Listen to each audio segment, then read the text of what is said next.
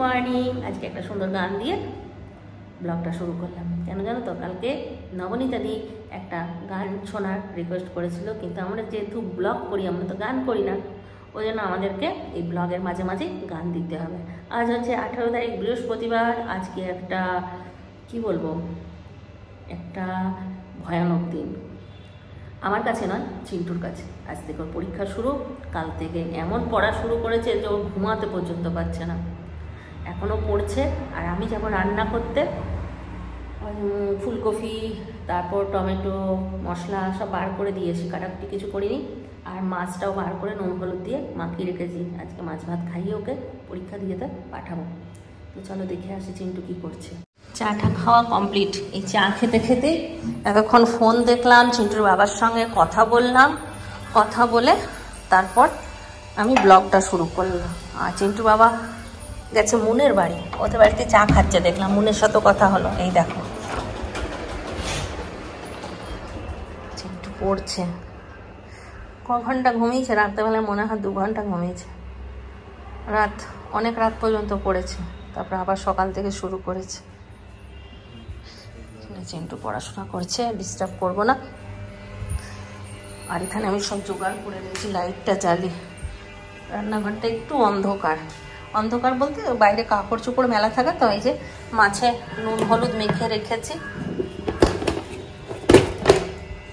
এই যে ফুলকপি টুলকপি সব বার করে রেখেছি। তাহলে মাছ ভালো না। আর এই যে গামছা মেলা আছে, এই জন্য এখানটা অন্ধকার। আর দেখেছো জুতো কেচেছি, সব জুতো এখানে দেওয়া আছে। আর এখানে আছে লেবুর খোসা। এগুলো কি করব আমি জানি না। তো মাকে দেখতাম কি লেবুর খোসা শুকিয়ে রাখতো, তারপর কি করতো ওগুলো কে জানে। হয়তো ভাবতো যে বাটবো, বেটে কিছু কাজে লাগাবে, কোনো হয়তো কিছু কাজে লাগে। শুনেছি তো মুখে লাগায়, আবার অনেকে বাসনও পরিষ্কার করে ঠাকুরের। তো মা কি করবে বলে রাখতো জানি না। তো এটা আমিও শুকিয়ে রেখেছি। হয়তো দেখতাম মানে শোকাচ্ছে, কিন্তু কোনোদিন মাকে কাজে লাগাতে দেখিনি, বাটার ভয়ে হয়তো। সেই সময় তো শিলনোড়া ছিল। আর আমাদের মিক্সি চলে এসছে, ওই জন্য আমরা মিক্সিতে যখন খুশি তখন পেস্ট করে নিতে পারি। তো প্রায় দিন চিন্টুর জন্য তো লেবুর রস করাই হয়, তাই সেদিনকে বললাম শুকায়, তারপর না হয় কিছু করা যাবে, নাকি মায়ের মতন শুকিয়ে ফেলে দেবো। এই দেখো আমি কালকে পিঠে বানিয়েছিলাম। এটা গুড় আছে, গুড়। আর এখানে আমি চিতই পিঠে বানিয়েছি। এই দেখো, কালকে আমি 2টো আর চিন্টু 2টো খেয়েছি, এতগুলো রাখা আছে। কি দিয়ে বানিয়েছি জানো? চালগুড়ি আর সুজি দিয়ে। অল্প চালগুড়ি ছিল, ওই চালগুড়ি আর সুজি দিয়ে বানিয়েছি। ভাতটা বসাই, ভাত বসিয়ে তারপর না হয় কাটাকুটিগুলো করবো।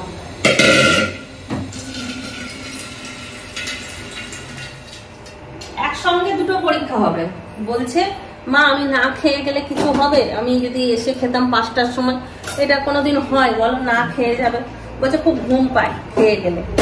আমি তাড়াতাড়ি রান্না করে দিচ্ছি, তাড়াতাড়ি করে রান্না করে 11টার মধ্যে খাইয়ে দিচ্ছি। সেই তো 2টোর সময় পরীক্ষা আছে, যাবে হয়তো 1:30টা নাগাদ। তো ততক্ষণে হজম হয়ে যাবে, ঘুম পাবে না। করে দিই। ফুলকপিটা ভালো বাঁধাকপির থেকে, ফুলকপিটা খুব ফ্রেশ থাকে। সেদিন দেখেছিলাম না, খুব সুন্দর ছিল। একে খাইয়ে দাইয়ে পরীক্ষা দিতে পাঠিয়ে দিই, তারপর আমি ঘরে কাজ শুরু করবো। তো সেই 2টোর সময় যাবে, আসবে 5টায়। 2টো পরীক্ষা একসঙ্গে আছে। আর আজকে আছে অ্যানাটমি পরীক্ষা, তারপরে ফিজিওলজি। 2টো তো পরীক্ষাই হবে। 2টো বলতে 4টে পরীক্ষা হবে 2 দিনে, 2টো করে।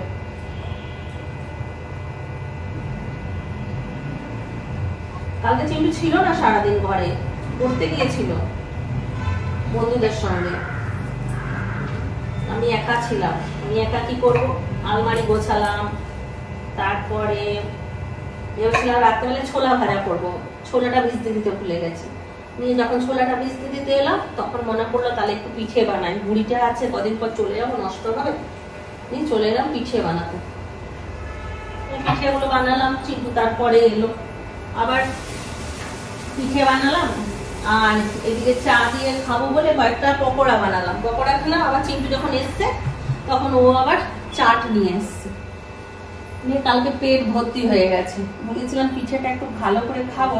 আসলে সন্দীপকে দেখেছিলাম পিঠে খেতে, চিতই পিঠে, আমারও চিতই পিঠে খেতে খুব ভালো লাগে। এবার সন্দীপ খাচ্ছে, ওই দেখে লোভ হয়েছে, তখন আমার মনে হচ্ছে আমিও খাবো, ওই জন্য বানিয়ে খেয়ে নিলাম। ছিল ঘরের ব্যবস্থা সবই, খাবো না কেন। আমাদের ওখানে মেনলি পাঁচ ফোড়নে কি থাকে?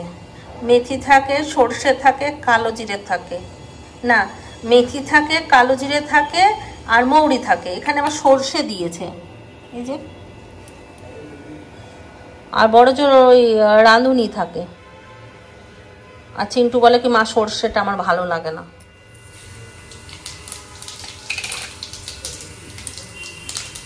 এটা আমার মায়ের প্রসেস, মাছ ভাজার আগে একটুখানি পাঁচ ফোড়ন দিয়ে দেওয়া তেলে।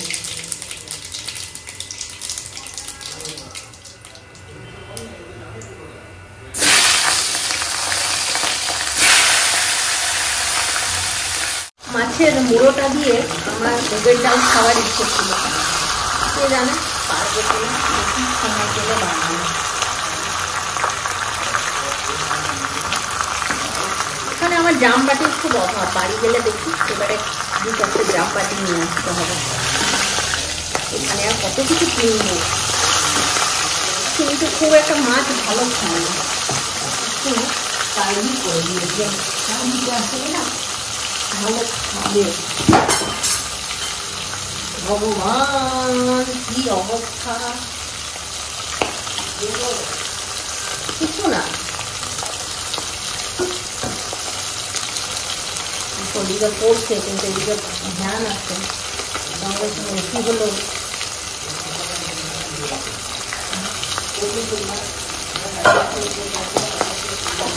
একটা জামবাটি খালি করছি, তারপরে আরেকটাতে কাট করছি, মানে ওইটাতেই কাট করছি।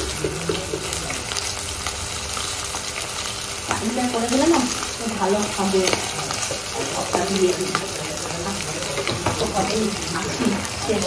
হয়ে যায় না, তাহলে ভালো।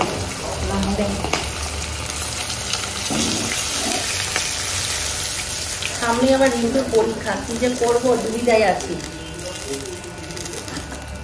যে আবার চলে আসবো নাকি রিন্টুর কাছে থাকবো ঠিক করতে পারছি না। হয়ে গেছে মাছ ভাজা, কিছুটা মাছ রেখে দেবো, কালকে করবো, আর মাথাগুলো রেখে দেবো, কালকে করবো, আজকে আর করবো না। এখানে আমি সব গুছিয়ে নিয়েছি, কি সুন্দর সুন্দর করে সাজিয়ে নিয়ে আর রান্না করতে বেশিক্ষণ সময় লাগে না। এই দেখো কারির জন্য এখানে বেসন, আর এখানে মাছের মশলা করে রেখেছি। এখানে আছে আদা রসুন পেঁয়াজ, আদা রসুন বাটা, আর এখানে আছে পেঁয়াজ কুচি, লঙ্কা, জিরের গুঁড়ো, নুন, হলুদ, চিনি, এটা যাবে মাছে। আর এখানে আছে কারির মশলা, এখানেও আদা আর রসুন বাটা শুধু দিয়েছি, আর সব গুঁড়ো মশলাগুলোই দিয়েছি। আর এখানে যাবে এই যে দই, আর মাছে যাবে টমেটো আর ফুলকপি। একটু ফুলকপি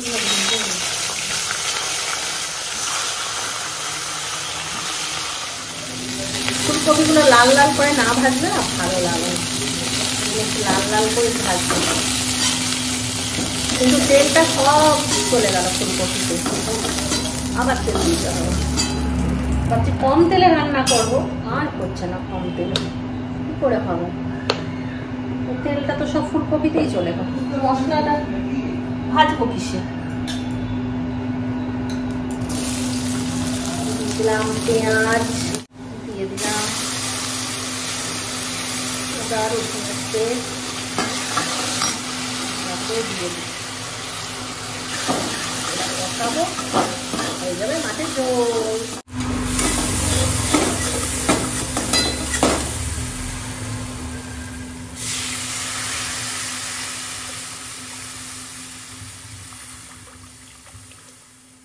তাহলে এইদিকে মাছের ঝোলটা হতে থাকুক, আর এইদিকে আমি চলো কারিটা বানিয়ে নিই। তা কারিটা কেমন করে বানাই চলো একটুখানি তোমাদের সঙ্গে শেয়ার করি। আমি খুব নর্মালভাবেই বানাই, কারণ চিন্টু এটা যেমনই করি খেতে ভালোবাসে। তো আগে যেমন বেসনের পকোড়া করে সেভাবে পকোড়া করে নিয়েছি। তারপর অনেকটাই তেল ছিল, বড়া ভাজতে তো অনেক তেল লাগে, তেলটা একটুখানি কমিয়ে দিলাম। কমিয়ে নিয়ে তেলের মধ্যে জিরে ফোড়ন দিয়ে এতে একটা তেজপাতা আর একটা শুকনো লঙ্কা দিয়ে দিলাম। এটা ভালো করে একটুখানি লাল লাল হয়ে গেলে এর মধ্যে দিয়ে দিলাম যে মশলাটা করে রেখেছিলাম, সেই মশলাটা এটা একটুখানি কষিয়ে নিলাম। আর কারির মেন মশলা হচ্ছে এই যে বেসনের বাটি ধোয়া জল আর তার উপরে দই। এটাকে ভালো করে মিক্স করে নিতে হবে। মিক্স করে নিয়ে এবার কষানো মশলাটার উপরে দিয়ে দিতে হবে। তারপরে ফুটে গেলে বড়াগুলোকে দিয়ে 2-4 মিনিট ফুটিয়ে নামিয়ে ফেললেই হয়ে যাবে একদম সুন্দর সুন্দর কারি। তো এইদিকে মাছের ঝোলও রেডি। চলো চিন্টুকে এবার খাবার টাবার দিয়ে দিই।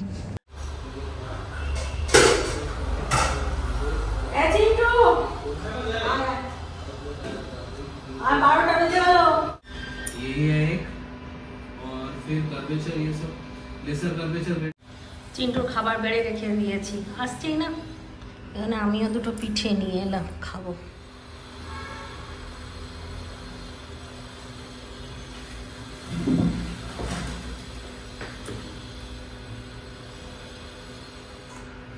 কেমন হয়েছে কারি? রেডি চিন্টু। কত নিয়ম, ফুল হাতা জামা পরা যাবে না, চটি পরতে হবে, জুতো পরা যাবে না।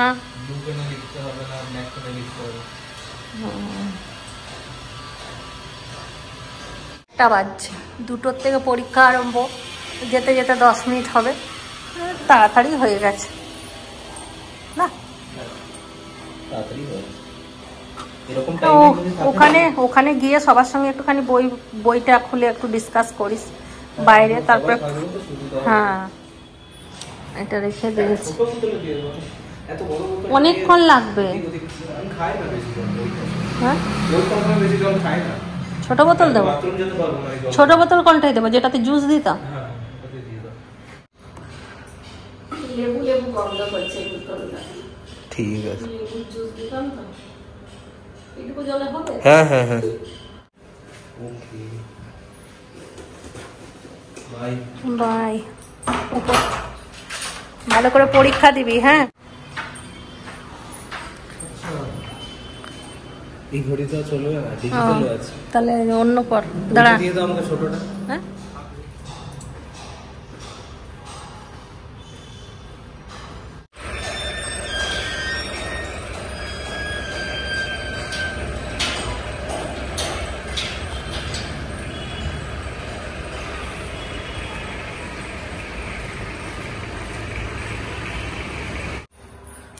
গামছাটা বিছানায়, আমাদের সবারই একই স্বভাব যে স্নান করবে গামছা বিছানায়।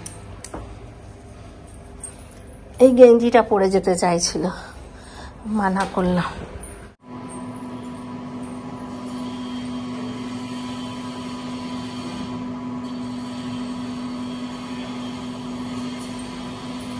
সাদা গেঞ্জিটা ভাল লাগছিল না, কি যে অভ্যেস বড় বড় হাতের গেঞ্জিগুলো পরবে। বড় বড় গেঞ্জিগুলোর থেকে ওই ছোট ছোট গেঞ্জিগুলোই বেশি ভালো লাগে, শুনবে না। ব্যাস আমার সব কাজ হয়ে গেছে, ঘর মোছার থেকে আরম্ভ করে সব, শুধু স্নান করবো তার আগে এটা কেটে দিয়ে যায়। এটা সেদিন সোহেব নিয়ে এসেছিল, কলাটা আর এটা কাটাই হয়নি, কেটে রেখে দিই, তাহলে কোনো সময় একটু রস টস করেও চিন্টুকে দেওয়া যাবে, আমিও খেতে পারবো।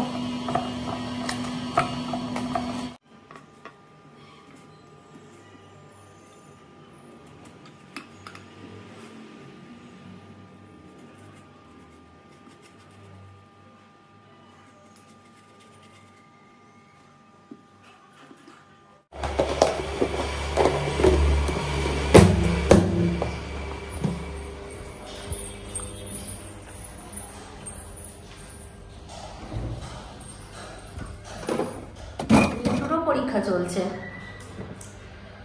ওর আজ থেকে প্র্যাকটিক্যাল শুরু হয়েছে, আর 1:40 ছুটি হচ্ছে।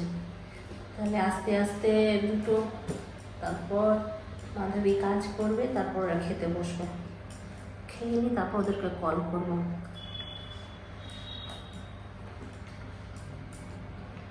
এসে গেছে চিন্টু।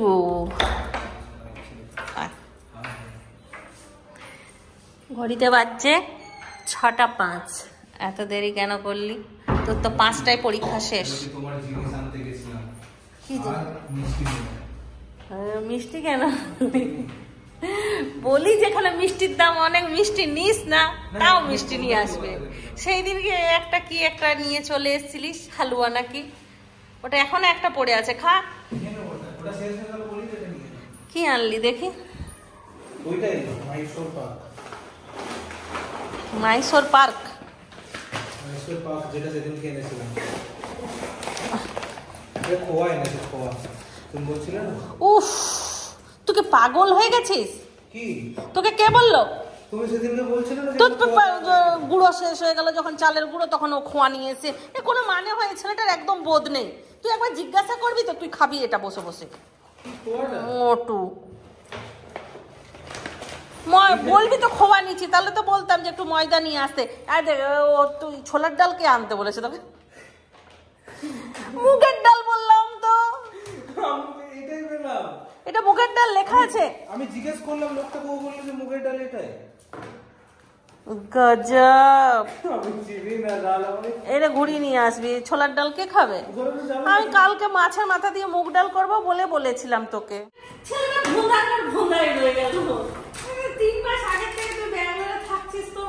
আমি রান্না করে থোড়ি খাই না, মিষ্টি খাওয়া মাথা ঠান্ডা হবে।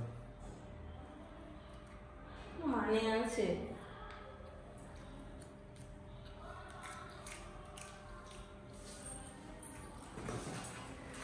চকলেট নিয়ে এসছে বাচ্চা ছেলের মতো।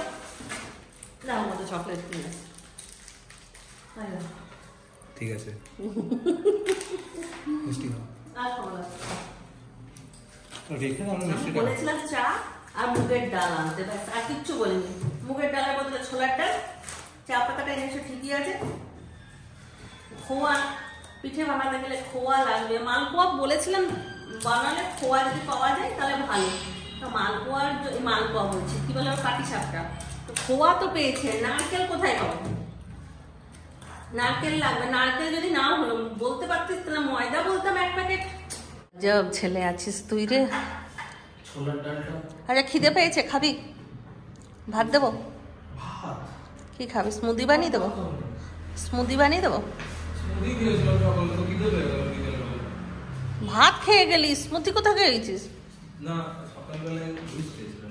ভাত খেয়েছিলিস? সকালে জুস, তারপর ভাত। দুপুরে তো কিছু খাইনি। গজব। পিঠে খাবি? এই যে একে এখানে পিঠে দিয়ে দিলাম, শেষ করে দিলাম।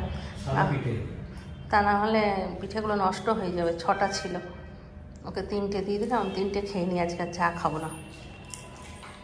এটা হচ্ছে দেশি প্যানকেক। সুগার সিরাপ, এটা হচ্ছে সুগার সিরাপ দিয়ে প্যানকেক খাও। খেতে ভালো না? দারুণ। রিন্টুকে গিয়ে খাওয়াবো যদি হয় সময়। এখানে আমিও নিয়ে নিলাম একটু, খাবো আর ফোন দেব। এখন বাজছে 11:30, আর আমাকে মা বসিয়ে দিয়েছে পড়তে। আর মায়ের বুক জ্বালা, তো মা ঘুমিয়ে পড়েছে। খাবার দেবে কিনা কে জানে। পিঠে খেয়ে নিয়ে মায়ের বুক জ্বালা শুরু হয়ে গেছে, অ্যাসিডিটি হয়ে গেছে, আর আমি পড়ছি। ঘুমিয়ে গেছে মা, শুয়ে পড়েছে। তাহলে লিখে নাও। আজকের মতো ব্লগটা এখানেই শেষ করছি, আর আবার কালকে নতুন একটা ব্লগ নিয়ে দেখা হচ্ছে। Bye bye, tata, good night, খতম।